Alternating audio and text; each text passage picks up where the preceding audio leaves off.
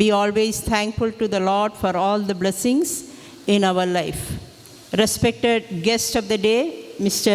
Jijo Chittadi, parents, grandparents, students, and St. Mary's family members. On behalf of management and all, let me welcome and extend a word of gratitude to our guest of a day.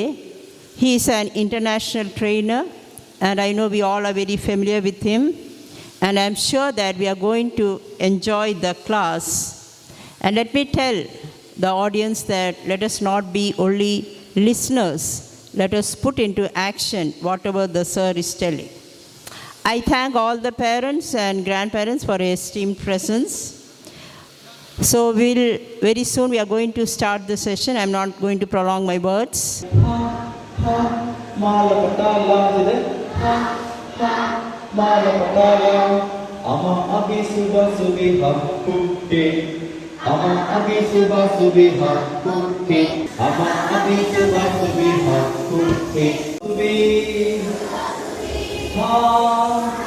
ഈ മടി പേടി നാളെ കളയാൻ പോവാ. അതൊന്ന് നേരെ ഇരുന്നിട്ട് ചവിട്ടികളുണ്ടോ?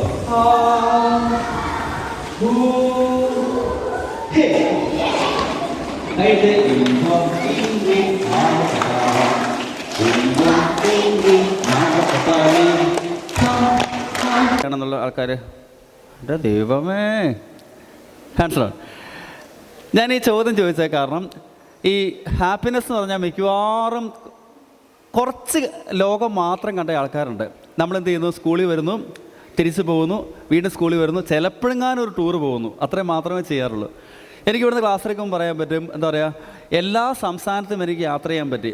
ഇന്ത്യയിൽ എല്ലാ സംസ്ഥാനത്തും പോയി താമസിക്കാൻ പറ്റി.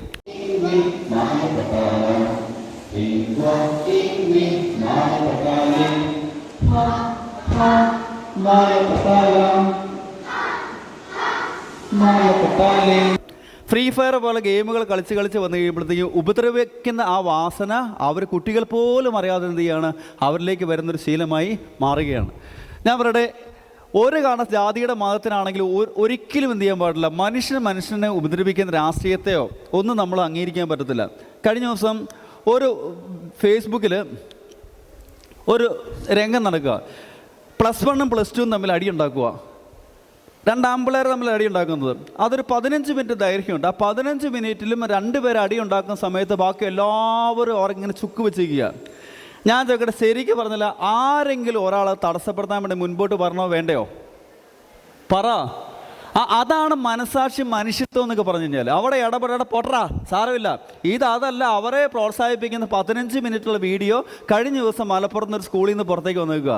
അതായത് മനുഷ്യനെ ഉപദ്രവിക്കുന്ന സമയത്ത് അവിടെ ഇടപെടാൻ പോലും ആളില്ലാത്ത, മനുഷ്യത്വം നഷ്ടപ്പെട്ട ആളുകളുടെ കൂട്ടത്തിൽ നമ്മളാവരുത്. നോക്കണേ, ഒരുപാട് പാടുപെടും. 2 കൈയിൽ ഈ അമ്മ, ഈ അമ്മയ്ക്ക് ആഹാരം വാരി കൊടുക്കുന്നു തൻ്റെ മോന്. നോക്കണേ, പ്ലാസ്റ്റിക് കുപ്പികളെ ചെരുപ്പുകളായിട്ട് നടക്കുന്ന നാടുണ്ട്, അവരുടെ അവസ്ഥകളുണ്ട്.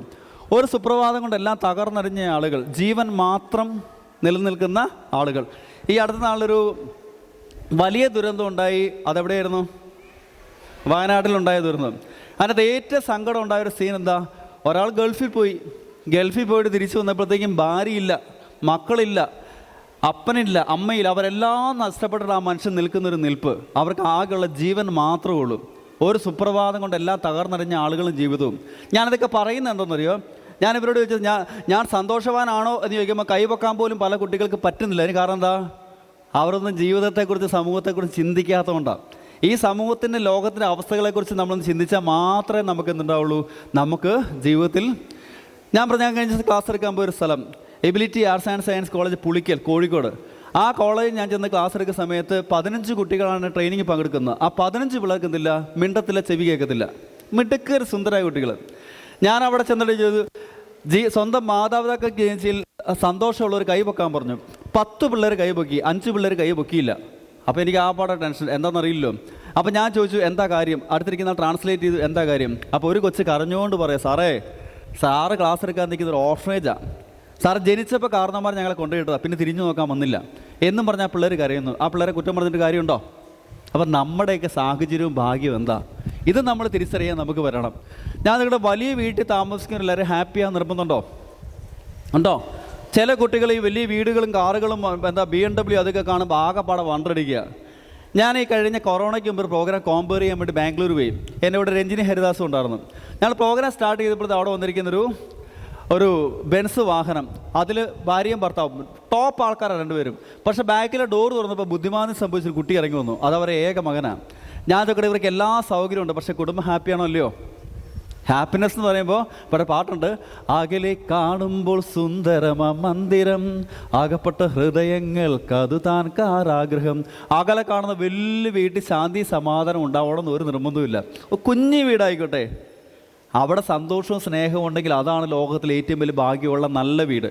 ഇത് തിരിച്ചറിഞ്ഞെങ്കിൽ മാത്രമേ നമ്മുടെ ലൈഫിൽ നമുക്ക് സന്തോഷിക്കും. നിങ്ങൾക്കറിയാം, അന്യ സംസാരം ഇവിടെ ഒരുപാട് ആൾക്കാർ വരുന്നുണ്ട്, കാണാറുണ്ടോ? അന്യ സംസാരം എന്ന് വരുന്ന ആൾക്കാരെ കണ്ടിട്ടുണ്ടോ? അവർ ഒരാളുടെ മെയിൻ കാര്യം എന്താ? അവിടെ ഒരു ദിവസത്തെ വേതനം എന്ന് വെച്ചാൽ എത്രയുണ്ട്? 80 രൂപ, 100, 120. ഇവിടെയോ സ്റ്റാർട്ടിങ്ങിൽ 500 ഉണ്ട്, പിന്നെ അതിനെ മേളിലേക്ക് കിട്ടും.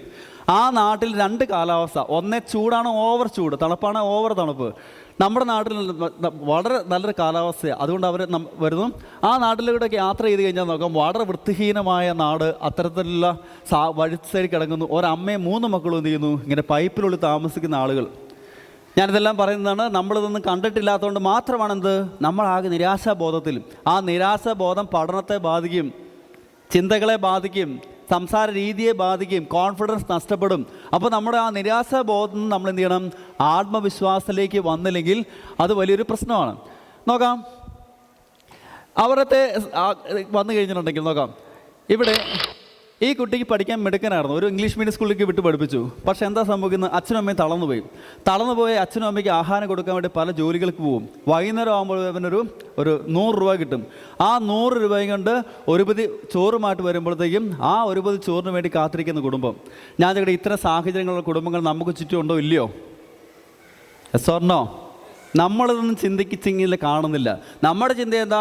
നമ്മുടെ കൂട്ടുകാരനുള്ളത് എന്താണ് എനിക്കില്ലാത്തത്? ഇതിലേക്ക് നമ്മൾ വറീഡാകുമ്പോൾ ജീവിതത്തിൽ ഒറ്റ യൂണിഫോം ഇട്ട് വീണ്ടും വീണ്ടും പോകുന്ന ആളുകളും അവരുടെയൊക്കെ ജീവിതങ്ങളും.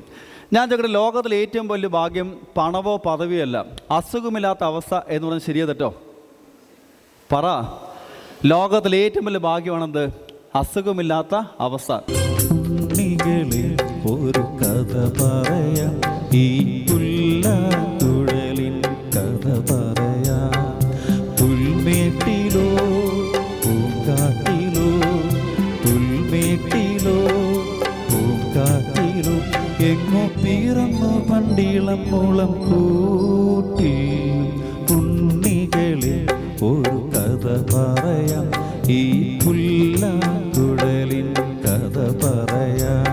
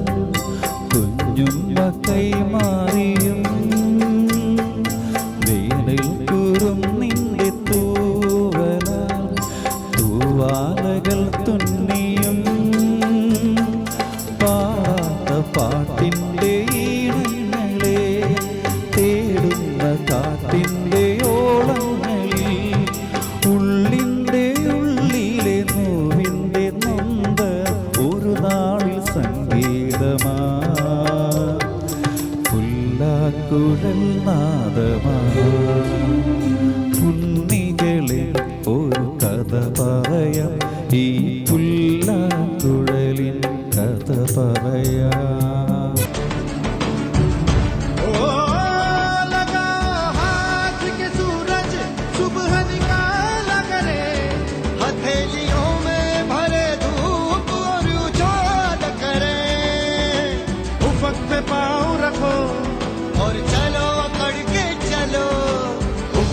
पाँव रखो और चलो पकड़ के चलो, फलक पकड़ के उठो और हवा पकड़ के चलो, फलक पकड़ के उठो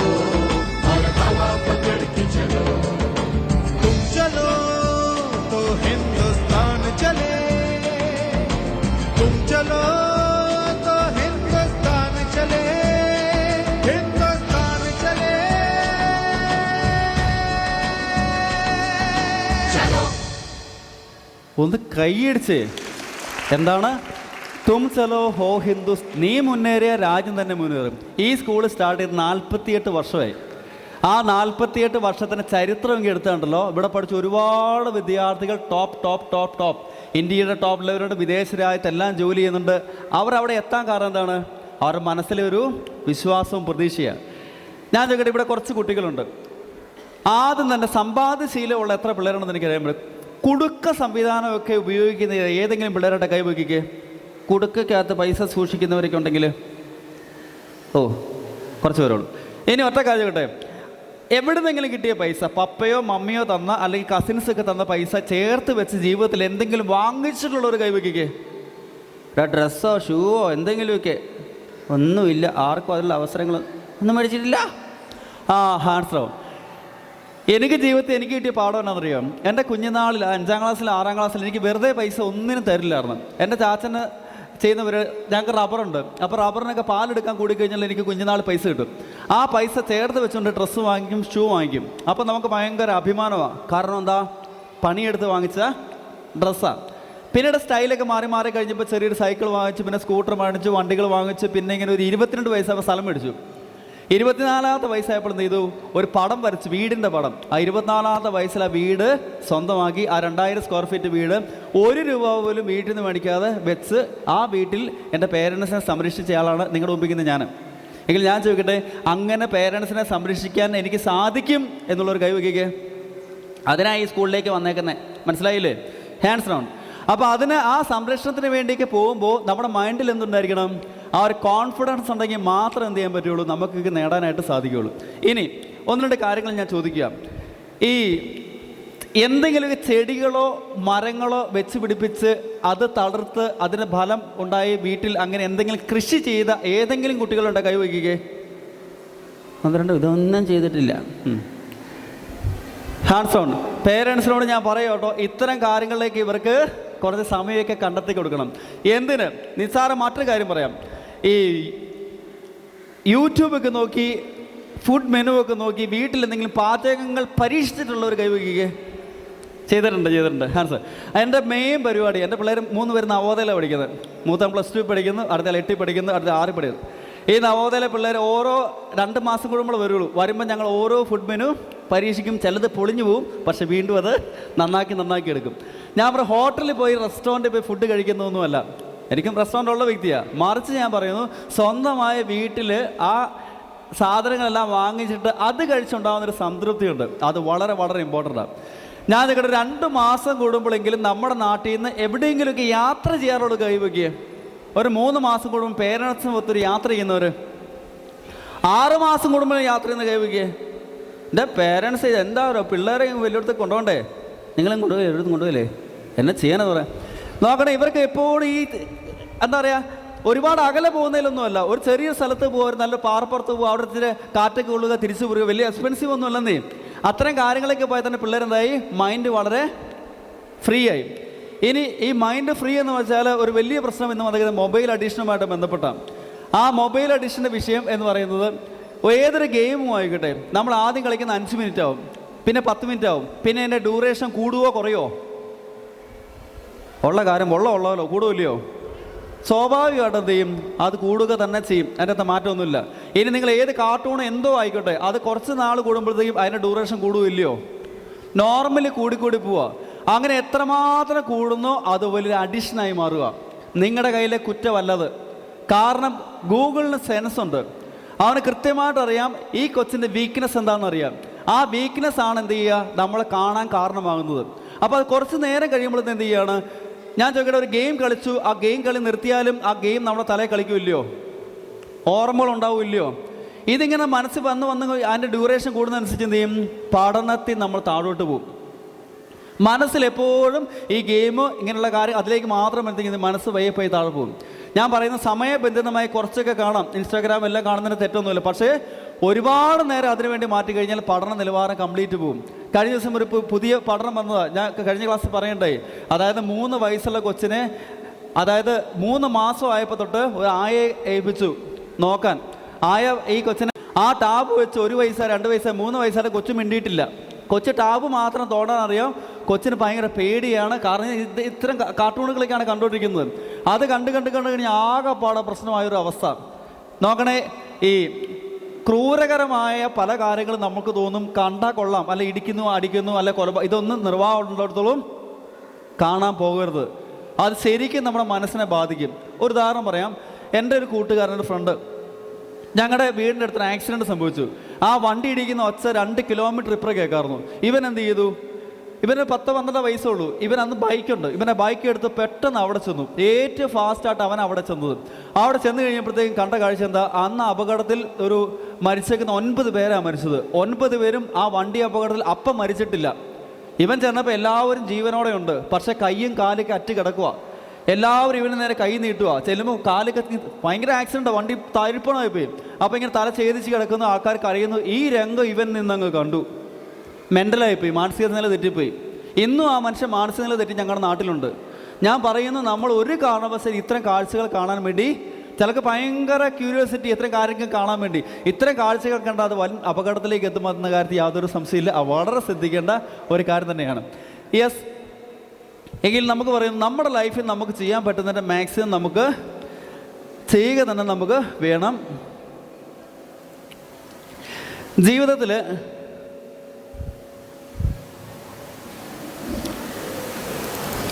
ഏറ്റവും വലിയൊരു പാഠത്തിലേക്ക് നമ്മൾ വരാൻ പോവാം. എന്തെഴുതിയിരിക്കുന്നത്? വായിച്ചേ. എന്താണ്? സഹായിച്ചവരെ മറക്കുക. ചില ഫ്രണ്ട്സൊക്കെ ഉണ്ട് കേട്ടോ.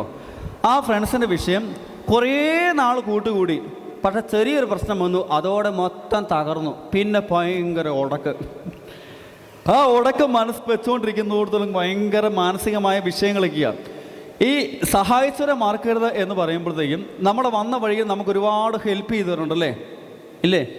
കാരണം ലോകത്തിലെ ഏറ്റവും വലിയ സന്തോഷം എന്താണെന്ന് ചോദിച്ചാൽ അതിതാണ്. വായിച്ചേ. എന്താണ്? ത്യാഗത്തിലൂടെ മറ്റുള്ളവരെ സന്തോഷിപ്പിക്കുക. അപ്പം ഞാൻ 2 ദിവസമായിട്ട് ഞാൻ കരവാളൂർ സ്കൂളിലായിരുന്നു എൻ്റെ സെഷൻ, ഓക്സ്ഫോർഡ് സ്കൂളിൽ. അവിടെ 18 കൊല്ലമായിട്ട് ഞാൻ അവിടെ ക്ലാസ് എടുക്കുന്നുണ്ട് കരവാളൂർ സ്കൂളിൽ. അപ്പോൾ ഇന്നലത്തെ സെഷനിൽ 4 ബാച്ചായിരുന്നു. ഒരു ബാച്ച് ആരാന്നറിയോ? LKG students. നല്ല രസമല്ലേ എടുക്കാൻ. ഒരു ബാച്ചിൽ UKG, പിന്നെ വന്ന് 1ാം ക്ലാസ് 2ാം ക്ലാസ്. ഇന്നലെ ടീച്ചേഴ്സ് ട്രെയിനിങ്, നമ്മൾ എല്ലാ കാറ്റഗറിയും ചെയ്യുക. അപ്പോൾ ഇന്ന് എന്ത് ചെയ്തു? ഇപ്പോൾ 2 ബാച്ച് കഴിഞ്ഞു, ഇനി ഒരു ബാച്ചോട് ഉച്ച കഴിഞ്ഞ് ടീച്ചേഴ്സ് ട്രെയിനിങ്ങിലുണ്ട്. അപ്പോൾ കുറേ നേരം കഴിയുമ്പോൾ എൻ്റെ കാലിന് നല്ല വേദനയാവും. ഞാൻ പറഞ്ഞത് ശരിയാണോ? പക്ഷേ എൻ്റെ ത്യാഗം നിങ്ങൾക്ക് സന്തോഷമാവുന്നുണ്ടോ? ഉണ്ടോ ഇല്ലയോ? പറയാം. ഉണ്ടോ ഇല്ലയോ? പിന്നെ ഞാൻ വെറുതെ നിൽക്കുന്നതല്ല ഇവിടെ, ഇതെൻ്റെ പ്രൊഫഷനാണ്. ഇത് കഴിയുമ്പോൾ എനിക്ക് നല്ല പൈസ കിട്ടും. ആ പൈസ കൊണ്ട് എൻ്റെ കുടുംബത്തിൻ്റെ കാര്യങ്ങൾ ചെയ്യുമ്പോൾ എൻ്റെ ത്യാഗം എൻ്റെ കുടുംബത്തിന് സഹായമാവും. ഞാൻ പറഞ്ഞത് ശരിയാണോ തെറ്റാണോ? എങ്കിൽ എല്ലാ വിദ്യാർത്ഥികളും കണ്ണടച്ചേ. ജീവിക്കാൻ പോലും മറന്നുപോയി ഈ ലോകത്തിൽ നമുക്ക് വേണ്ടി ഏറ്റവും കൂടുതൽ ത്യാഗം സഹിച്ചവരാരാണെന്ന് ഒന്ന് മനസ്സിലേക്ക് കൊണ്ടുവന്നേ. ജീവിതത്തിൽ നമ്മളെക്കുറിച്ച് ഏറ്റവും കൂടുതൽ ചിന്തിക്കുന്നവർ, നമുക്ക് വേണ്ടി ജീവിക്കുന്നവർ, നമുക്കൊരു വിഷമം വന്നാൽ അവർക്ക് സഹിക്കാൻ പോലും പറ്റാത്ത ആളുകൾ, അവർ നമ്മളുമായിട്ടുള്ള ബന്ധമാണ് ലോകത്തിലെ ഏറ്റവും വലിയ ബന്ധമെങ്കിൽ ആ ബന്ധം ഏതാണെന്ന് മനസ്സിലേക്ക് കൊണ്ടുവന്നേ. ഓക്കെ, കണ്ണു തുറക്കാം. ലോകത്തിലെ ഏറ്റവും വലിയ ബന്ധമാണ് ആരുമായിട്ടുള്ള ബന്ധം? മാതാപിതാക്കളുമായിട്ടുള്ള ബന്ധം. ലോകത്തിലെ ഏറ്റവും വലിയ വേദന എന്താണെന്നറിയോ? ലോകത്തിലെ ഏറ്റവും വലിയ വേദനയാണ് പ്രസവ വേദന. നൊന്ത് പ്രസവിച്ച അമ്മയുടെ വേദന. 48 അസ്ഥികൾ ഒരുമിച്ചൊടിയുന്ന വേദനയാണ് പ്രസവ വേദന. പക്ഷെ അമ്മയ്ക്ക് അത് ഓർക്കാൻ പറ്റില്ല. കാരണം എന്താ? താൻ ജന്മം കൊടുത്ത കൊച്ചിൻ്റെ മുഖം കണ്ടപ്പോൾ വേദന എല്ലാം മറന്നു. എന്ന് വെച്ചാൽ നിങ്ങളുടെ മുഖം കണ്ടപ്പോൾ നിങ്ങളുടെ അമ്മയ്ക്ക് എന്തായിരുന്നു? പറ. പക്ഷെ ഇപ്പോൾ നിങ്ങളുടെ മുഖം കാണുമ്പോഴോ അയ്യോടാ.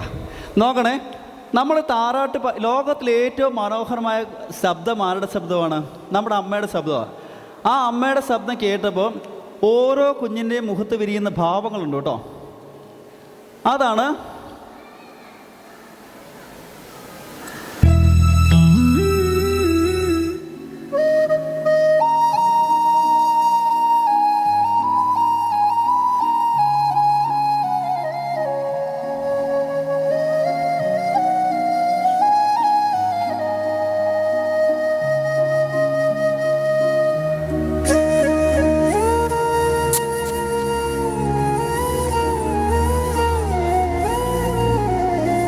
അതാണ് അമ്മയുടെയും അച്ഛൻ്റെ ഏറ്റവും വലിയ സന്തോഷം.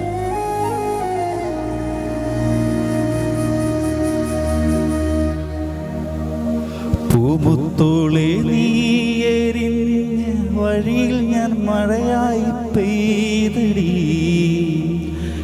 ആരീരാരം ഇടറല്ലേ മണിമുത്തേ കൺമണി മാറത്തുറക്കാമിന്നോളം വെയിലെല്ലാം തണലായിക്കൊണ്ടടി മാനത്തോളം മഴവില്ലായി വളരേണം നെന്മണി ആഴിത്തിരമാല പോലെ കാത്തു നിന്നേൽക്കാം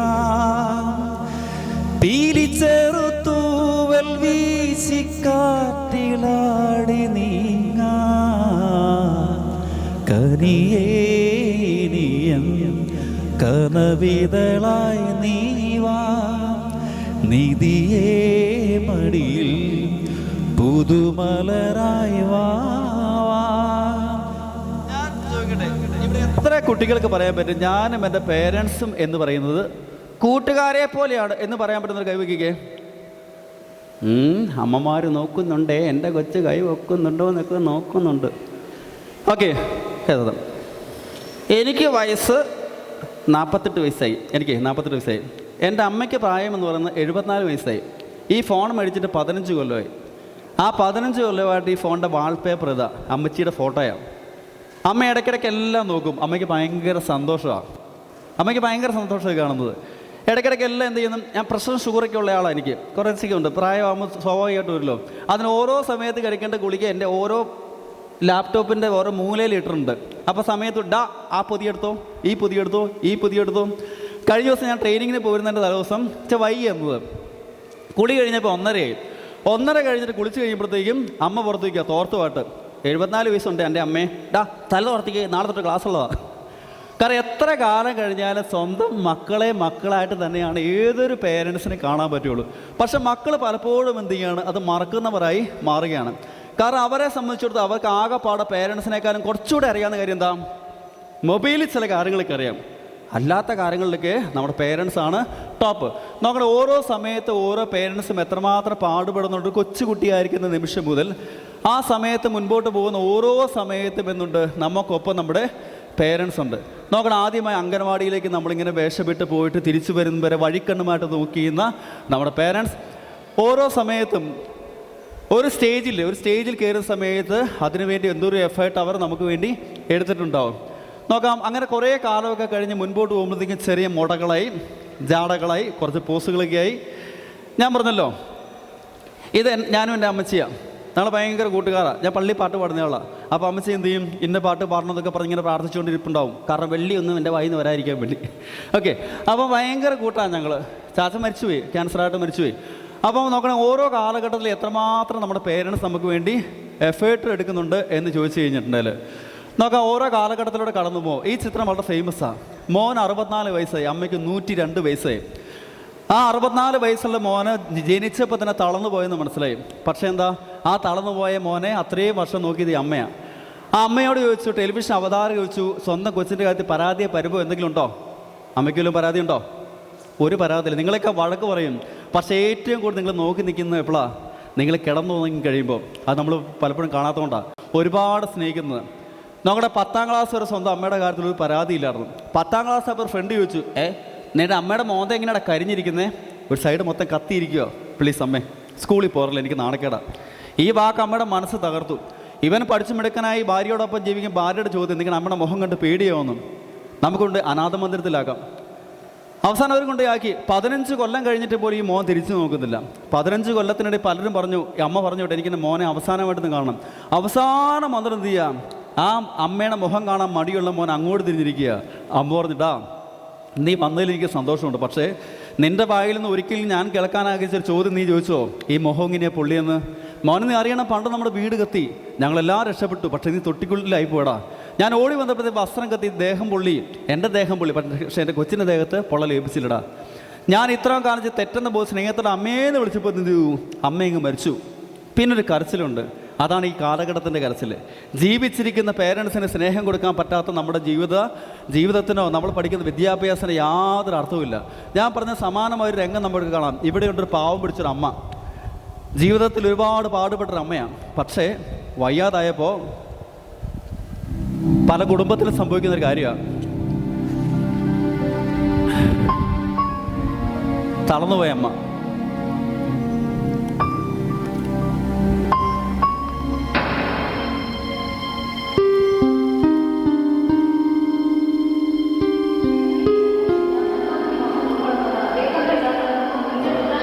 ഭാര്യ പറഞ്ഞു, ഒന്നെങ്കിൽ ഞാൻ അല്ലെ അമ്മ.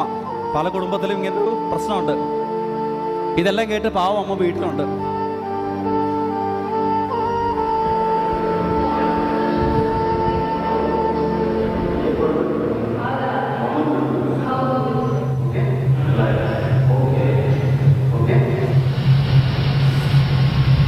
അവർ തീരുമാനിച്ചു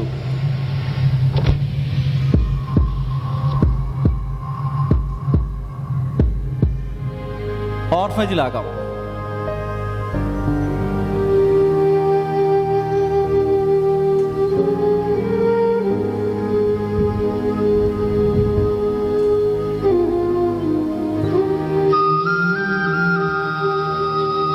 ഏതൊരു കുട്ടിക്കും നേരം മുഴുവൻ മുമ്പ് അമ്മയെ കണ്ടില്ലേ പാടാ, അമ്മയെക്കുറിച്ച് നൂർന്നാവുക. പണ്ട് ഇവനും അങ്ങനെയായിരുന്നു.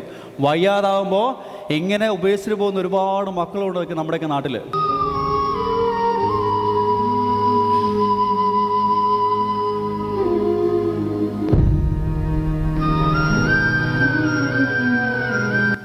കാര്യമൊക്കെ ശരിയാ, പക്ഷേ ഈ മോന് വല്ലതും പറ്റണം.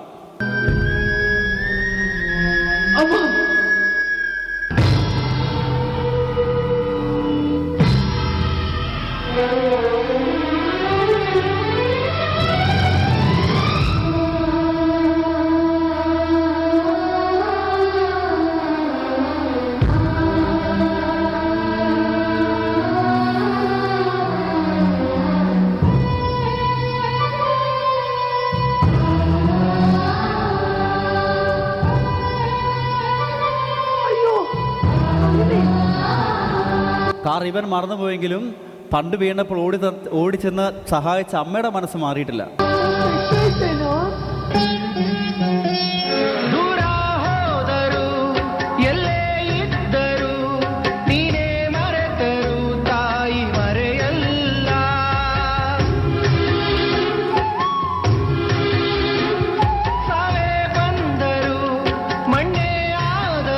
ജീവിതത്തിലെ ഏറ്റവും വലിയ സന്തോഷം എന്ന് പറയുന്നത്, വിജയം എന്ന് പറയുന്നത്, അതായത് കുടുംബത്തിലെ സ്വന്തം പേരൻസുമായിട്ടുള്ള ആ റിലേഷൻഷിപ്പ് തന്നെയാണ്. അപ്പോൾ തീർച്ചയായിട്ടും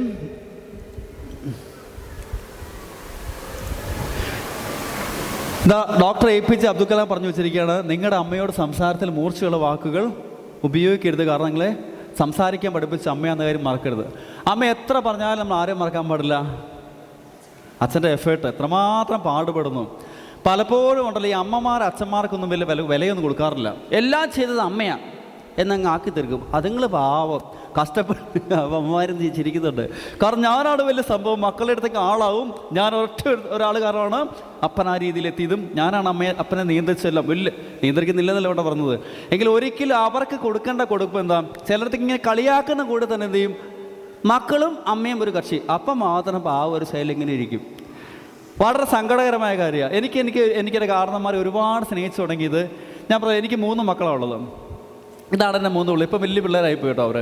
അതായത് ഇപ്പം മൂത്തവന് +2 പഠിക്കുന്നു, നവോദയ സ്കൂളിൽ +2 പഠിക്കുന്ന മൂത്ത കൊച്ച്. രണ്ടാമത്തവള് 8ാം ക്ലാസ് പഠിക്കുന്നു, മൂന്നാമത്തവള് 6ാം ക്ലാസ് പഠിക്കുന്നു. അപ്പോൾ എനിക്ക് സന്തോഷം, 3 പേർക്ക് നവോദയയിലാണ് പഠിക്കുന്നത്. കേന്ദ്രീയ വിദ്യാലയത്തിൽ അഡ്മിഷൻ കിട്ടി. 85 അത്രയൊക്കെ % മാർക്കുണ്ടല്ലോ അവിടെ കിട്ടത്തുള്ളൂ. അപ്പോൾ എനിക്ക് വളരെ സന്തോഷമാണ്. ഇടയ്ക്കിടയ്ക്ക് അവർ അവധിക്ക് വീട്ടിൽ വരുള്ളൂ. ഈ മൂത്തവൻ്റെ പേര് ഷിയോൺ. നേരത്തെ അവൻ ഉറങ്ങണമെന്നുണ്ടെങ്കിൽ എന്ത് ചെയ്യണം, ഞാനൊരു പാട്ട് പാടിയാലേ അവൻ ഉറങ്ങുള്ളായിരുന്നു. അവൻ്റെ പേര് ഷിയോൺ. ഞാനിങ്ങനെ പറഞ്ഞു, എനിക്കും ഉണ്ടൊരു കുഞ്ഞുവാവ, കുഞ്ഞാവെന്ന് പേര് ഷിയോണെന്ന് വിളിക്കും. സന്തോഷമാണ്.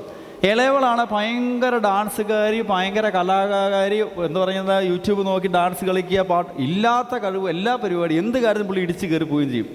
മറ്റവൾ ലീഡറാണ്, ക്ലാസ് നന്നായിട്ട് പഠിക്കുന്നവളാണ് രണ്ടാമത്തെ മോക്ക്. പക്ഷേ രണ്ടാമത്തെ മോക്ക് ഒരു പനി വന്ന് ഫിക്സ് വന്നു, വായിക്കടയ്ക്ക് ഇങ്ങനെ ഒരിയും പതയും വന്നു. ഞാൻ നല്ല സ്പീഡിൽ പോയി ഹോസ്പിറ്റലിൽ. അവിടെ ചെന്ന് പറഞ്ഞ് പേരൻസ് കൂടെ 104 ഡിഗ്രി പനിയാന്ന് പറഞ്ഞു. തിരിച്ച് തരാതിരുന്നാൽ മാതാപിതാക്കളോട് എന്ത് തോന്നാൻ പാടില്ല, വെറുപ്പ് തോന്നാൻ പാടില്ല. എങ്കിൽ എല്ലാ കൂട്ടുകാരും ഈ കുട്ടിയൊന്ന് കണ്ടോ? എങ്കിൽ ട്രെയിനിങ്ങിൽ പങ്കെടുക്കുന്ന മുഴുവൻ വിദ്യാർത്ഥികളും സത്യസന്ധമായി ഒന്ന് കണ്ണടച്ചേ. ട്രെയിനിങ്ങിൽ പങ്കെടുക്കുന്ന മുഴുവൻ വിദ്യാർത്ഥികളും സത്യസന്ധമായി ഒന്ന് കണ്ണടച്ചേ. സങ്കല്പിക്കാൻ പറ്റുമെന്ന് ആലോചിച്ചേ.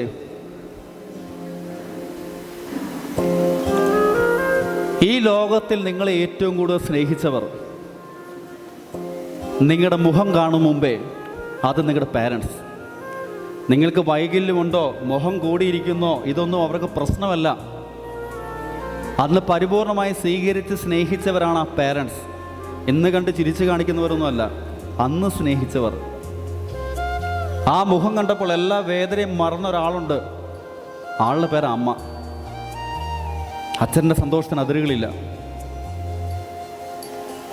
നല്ല ആഹാരം തന്ന് ആ തൊട്ടിൽ കിടത്തി കഴിയുമ്പോൾ ആ മുഖത്ത് വിരിയുന്ന പുഞ്ചിരി, അതാണ് അവരുടെ പ്രചോദനം. നല്ല നല്ല ഡ്രസ്സ് ഇടിയിപ്പിക്കും. തനിച്ച് നടന്നവരല്ല നിങ്ങൾ, കൈ പിടിച്ച് നടന്നവരാ. ആ കൈ പിടിച്ച് നടന്നപ്പോൾ, തനിച്ച് നടന്നു ചെന്നപ്പോൾ കവളിത്തുന്ന സ്നേഹമുത്തങ്ങൾ എണ്ണി തിട്ടപ്പെടുത്താൻ നക്ഷത്രത്തോളം പോലും ഒരെണ്ണമില്ല. 100 നാവാ നിങ്ങളെക്കുറിച്ച് പറയാൻ.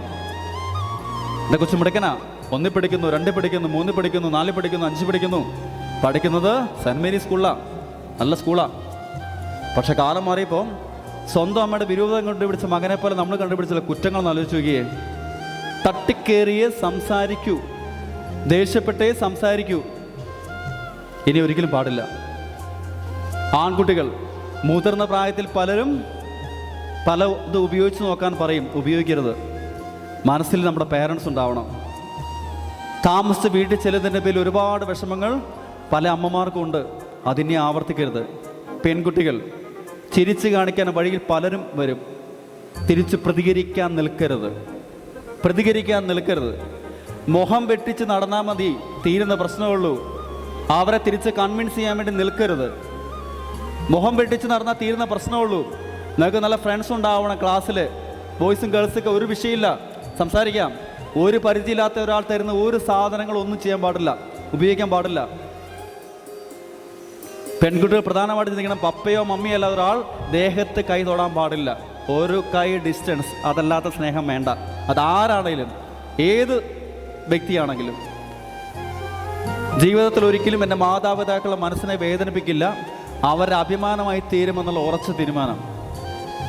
ജീവിതത്തിൽ ഇന്ന് മുതൽ ഞാൻ പാഠപുസ്തകം എടുക്കുമ്പോൾ എനിക്ക് ചില ദൗത്യങ്ങളുണ്ട്. എനിക്കെൻ്റെ പേരൻസിൻ്റെ അഭിമാനമായി തീരണമെന്നുള്ള ഉറച്ച തീരുമാനം. ഓക്കെ, കണ്ണു തുറക്കാം. എങ്കിൽ ആ സ്ക്രീനിൽ എഴുതി വായിച്ചേ. എൻ്റെ മാതാപിതാക്കൾ കാണപ്പെട്ട ദൈവം ഒരിക്കലും അവരെ വേദനിപ്പിക്കില്ല, സന്തോഷത്തോടെ സംരക്ഷിക്കും എന്നുള്ളൊരു കൈവയ്ക്കേ. എങ്കിൽ ആ ട്രെയിനിങ് പങ്കെടുക്കുന്ന എല്ലാ പിള്ളേരും ഒന്ന് എഴുന്നേറ്റെന്നേ. എല്ലാ പിള്ളേരും എഴുന്നേറ്റെന്നേ.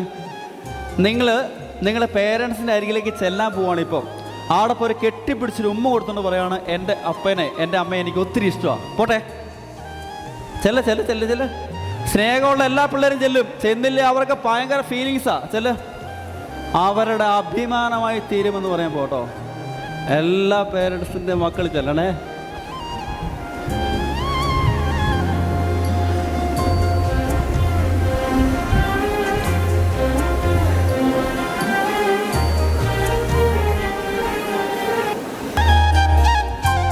എല്ലാ പേരൻസിൻ്റെ മക്കളും ചെല്ലണേ.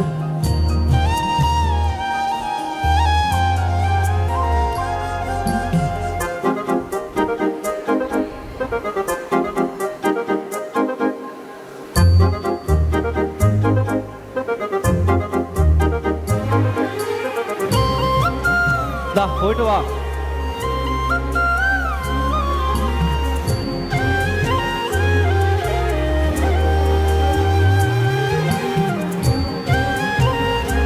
വാ.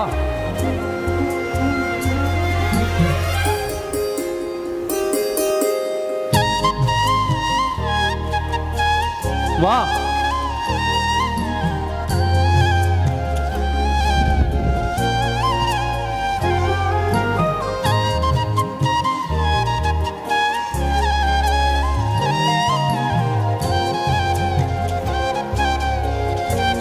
വാ.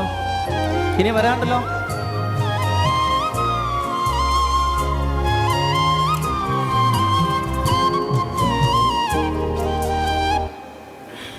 ഓക്കെ, തിരിച്ചു വരാം.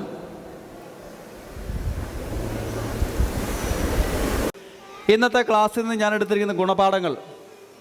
ആരാ വരിക? വാ, ഇറങ്ങി വാ, ഇറങ്ങി വാ. ഇന്നത്തെ ക്ലാസ്സിലെ ഗുണപാഠങ്ങൾ. വാ. ഈ ക്ലാസ് വളരെ അനുഗ്രഹമായിരുന്നു. ഇത്രയും നല്ല ദൈവം ഈ ജോജോയുടെ ജന്മ ഇവിടെ കൊണ്ടുവന്നതായി നന്ദി പറയുന്നു. ഇത്രയും നമ്മൾ അമ്മയുടെ ഒരു വിലപ്പെട്ട അപ്പനും പേരൻസിൻ്റെ ഒരു വിലപ്പെട്ട കാര്യം പറഞ്ഞു തരുന്നതിന് എല്ലാവരും നന്ദി പറയുന്നു. ഇത്രയും നല്ല ജോജോയുടെ വിലപ്പെട്ട സമയം ഞങ്ങൾക്ക് വേണ്ടി തന്നതിനായി താങ്ക് യു പറയുന്നു.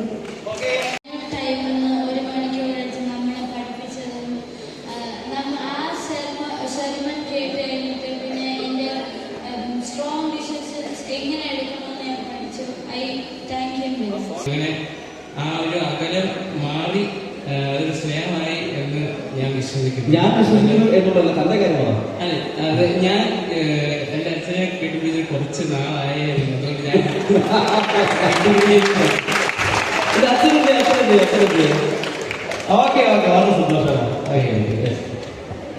In this class of Chijo sir, I learned to respect my parents. I learned to respect my parents and their feelings. ഇന്നത്തെ ക്ലാസ് വളരെ നല്ലതായിരുന്നു. നമുക്ക് വേണ്ടി ക്ലാസ് എടുത്ത ജിജോ സാറും ഇന്ന് വേദി ഒരുക്കിയ സ്കൂളിനും എല്ലാം നന്ദി. നല്ലൊരു ക്ലാസ്സായിരുന്നു. വളരെ നല്ല ക്ലാസ്സായിരുന്നു. കുറേ നാളിന് ശേഷം അച്ഛനോട് അമ്മയോടൊക്കെ ഇച്ചിരി കൂടെ എന്തോ ഒരു അറ്റാച്ച്മെന്റ് തോന്നി. അമ്മ ഓക്കെ അമ്മ ഭയങ്കരമായിട്ട് കരുതി. എനിക്ക് അച്ഛന് വന്നു, പക്ഷെ ഞാൻ തന്നെ എന്നെ ഫുൾ കൊള്ളാമെന്നറിയാം. അതുകൊണ്ട് ഇന്ന് ഇദ്ദേഹം പറഞ്ഞൊരു കാര്യമുണ്ട്. അതായത് നമ്മുടെ കാണിച്ചൊരു വീഡിയോ, പല വീഡിയോസ് കാണിച്ചു. അപ്പോൾ ഇതിനെല്ലാം അദ്ദേഹം എടുത്ത് പറഞ്ഞില്ല, പക്ഷേ അതിൽ നിന്ന് എനിക്ക് മനസ്സിലായൊരു മെസ്സേജ് എന്ന് പറഞ്ഞു കഴിഞ്ഞാൽ നമ്മുടെ വേണ്ടപ്പെട്ടവരുമായിട്ട് ടൈം സ്പെൻഡ് ചെയ്യുന്നതാണ് ഏറ്റവും വലുത്. നമ്മുടെ കുട്ടികൾക്ക് ആ മൊബൈൽ കൊടുക്കുന്ന സമയത്ത് നമ്മളെ എന്തുകൊണ്ട് കൊടുത്തുകൂടാ? നമുക്ക് എന്താണ് തടസ്സം? ആ മൊബൈൽ കൊടുക്കുന്ന അരമണിക്കൂർ അല്ലെങ്കിൽ ഒരു മണിക്കൂർ അതിന് പകരം നമ്മൾ തന്നെ അവർക്ക് വേണ്ടി കൊടുക്കുക. ആ മൊബൈലിൽ മാറ്റി വെച്ചിട്ട് നമ്മൾ അവർക്ക് വേണ്ടി കൊടുക്കുക. നിങ്ങൾ എന്നെ എന്ത് വേണമെങ്കിലും ചെയ്തോ, കളിക്കണോ കളിക്കാം, സ്റ്റോറി പറയണോ പറയാം. ഇതാണ് എനിക്ക് കിട്ടിയൊരു മെസ്സേജ്. ഓർഗനൈസ് ചെയ്ത ഇവിടുത്തെ അഡ്മിനിസ്ട്രേഷൻ കണ്ടക്ട് ചെയ്ത സാറിന് ആദ്യമേ നന്ദി പറയുന്നു. ഞാൻ ഈ ക്ലാസ് കേട്ടപ്പോൾ എനിക്ക് തോന്നിയത് ഇത് അനിവാര്യമായ ഒരു ക്ലാസ്സായിരുന്നു. ഈ കുട്ടികൾക്ക് കൊടുക്കാവുന്ന ഒരു നല്ല ഗിഫ്റ്റ്, സ്പെഷ്യലി എൻ്റെ മോള് 10th പഠിക്കുകയാണ്. ഇത് പോകുന്ന സമയത്ത് ഇവർക്ക് എത്രയും നല്ലൊരു ഗുണപാഠം അറേഞ്ച് ചെയ്ത അഡ്മിനിസ്ട്രേഷനോടുള്ള നന്ദി പറയുന്നു. ഞാൻ വിചാരിക്കുന്ന പിള്ളേരെല്ലാം അതിനെ സാർ പറഞ്ഞ അതേ സെൻസിലെടുത്ത് അവരുടെ വീട്ടിൽ പോയി അവരുടെ ഭാവി ജീവിതത്തിൽ അത് പ്രാവർത്തികമാക്കിയാൽ കുഞ്ഞുങ്ങൾക്ക് ജീവിതത്തിൻ്റെ ഓരോ പണികളും സ്റ്റെപ്പ് ബൈ സ്റ്റെപ്പായി കയറി അവരുടെ ഉന്നതത്തിലെത്താൻ പറ്റുമെന്നുള്ള വിശ്വാസം എനിക്കുണ്ടായി. I hope children's also got it. Thank you very much.